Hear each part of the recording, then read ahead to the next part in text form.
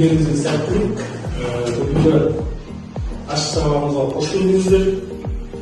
Бүгінгі аш сабағымыз 6 сынып бойынша өткен пәннен сабақтың тақырыбы электр тізбегі, электр сызбалардың шартты белгілерімен танысу. Енді сабағымызды бар. Тәжірибе жасаймыз. Электр тобы қалай алуға болады, қалай тізбектей параллель қосуға болады. Батарейка, так, тағы. Батарейка, так, тағы. Амадидар. 9 жатпайды. Тағы. Компот. Бас көрейік. Сосын, төртінші, дұрыс. Төртінші.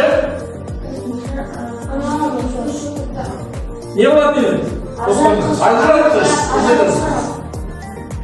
Так, енді мынада.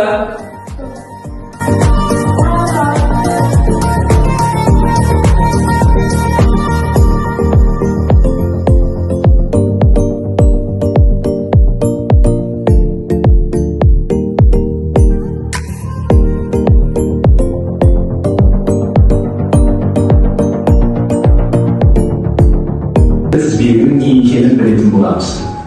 Электр тізбегі бұл ток жүретін жабық жол. Егер жол тұйық болса, шам жанады. Ал егер жол үзіліп қалса, шам жанбайды. Бәрі қарапайым. Электр тізбегі 4 негізгі бөліктен тұрады. Ток көзі, тұтынушы, сымдар және ажыратқыш. Батарея энергия беретін жүрек. Ал шам сол энергияны пайдаланып бізге жарысады. Bir şam sönse ben şöyle. Dürüst айтасың. Bir шам сөнсе, екінші шамды сөнеді. Өйткені альтернативті бөлік беріліп, бәрі ток көзі. Так, генератор. Қыздыру шамы неге бізге керек қазір? Кедергі. Кілт дегеніміз ажыратқыш. Солай ма? Енді қысқыштар, амперметр.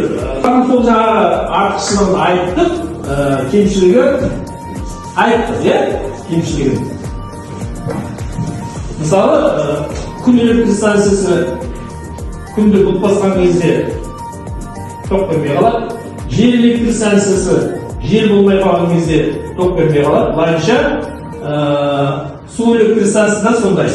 Су электр станциясынан тоқты өндіру үшін міндетті түрде ағысы қатты өзендерді бөгеп, плотина салынып, содан жинаған суды төмен қарай жіберген кезде турбинаны немесе генераторды айналдыру арқылы трансформаторлар тоғышында соны қалыпқа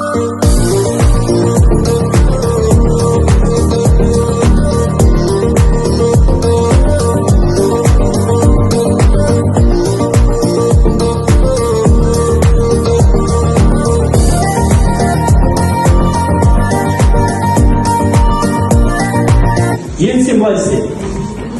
Тағы бір шамды қосымша. Міне.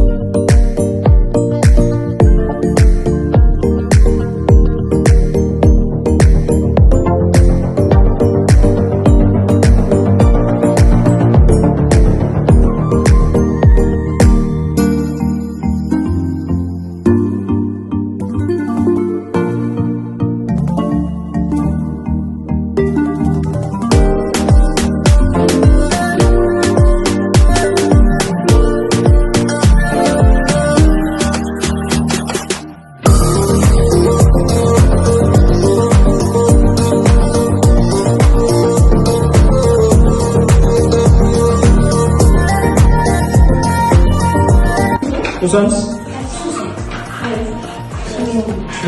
Енді біреуін бұра бапса. Екеуі жанып тұр. Екеуін бұра бапса. Біреуі жанып тұр. Дұрыс иә? Бұл параллель қосу. Кәне, шемасы.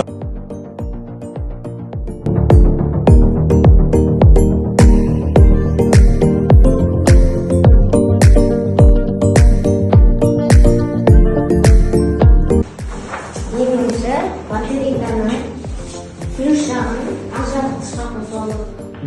Одан кейін бірінші шақырады. Бұл қандай қосыз? Тізбекке қосыз. Енді егер яғни бұл жерде тоқ көзі екі шамның бойынан өтіп тұр, иә? Егер бір шамды бұрап сөндіретін болса, екінші шам не алады? Жарайсың. Қайда қойды? Екінші оның бойына батарея тұр. Үшінші біздің тақырып параллель тізбек болған соң біз осылай бөліп параллель тізбектер салып үш сандық.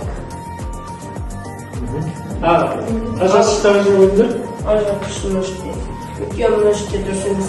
Енді қарашы, мен сендерге жаңағыда түсіндіріп айттым. Мынау тоқ көзі, иә? Дұрыс па? Мынау бірінші шам, мынау екінші шам. Егер ажыратқышты ажыратқан жағдайда сенің мына екі шамың яғни сөнбей жанып тұра береді. Өйткені ажыратқыш бұл жерде жоқ. Тікелей осы.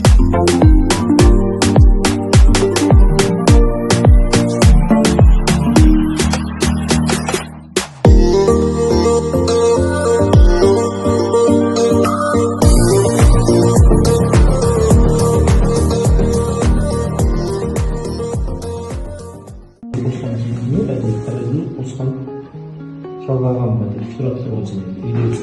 Тоқ жүргізген кезде жаңадан тамсалып тоқ жүргізбейсің ғой үшін. Сол кезде тізбекке қосқан тиімділік жоғары. Жұмыста электр тоғын тізбекке қосқан тиімділігімен параллель қосқан параллель жалғаған бар. Жұмыста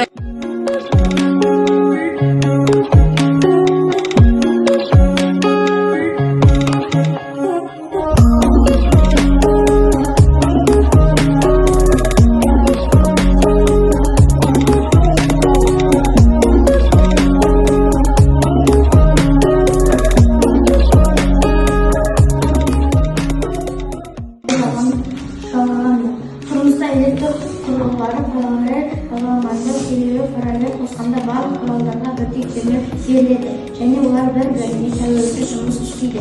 Егер бір құрылғы өшсе немесе бұзылса, қалғандары жұмысын тоқтатпайды. Сондықтан үйлерде электр желісі параллель Тұрмыста қандай электр шамдарын пайдаланған тиімді? Тұрмыста ең тиімдісі жарық диодты шамдар. Себебі олар электр энергиясын аз тұтынады, ұзақ уақыт жұмыс істейді және тұтынуы аз болады. Сонымен қатар энергия үнемдейді. Тұрмыста электр тоғы тізбекке қосқан тиімдіме параллель жалғанға. Тұрмыста электр құралдарын параллель жалғаған тиімді себепті. Бір құрал істен шықса немесе сөндірілсе басқалар жұмыс істейді. Келісесің бе? Тәжірибелеріңді толықтыру үшін біз сәйкестендіру кестесін толтырып жүрміз. Әр топта бір-бірден тізеді шығайық. Кәне.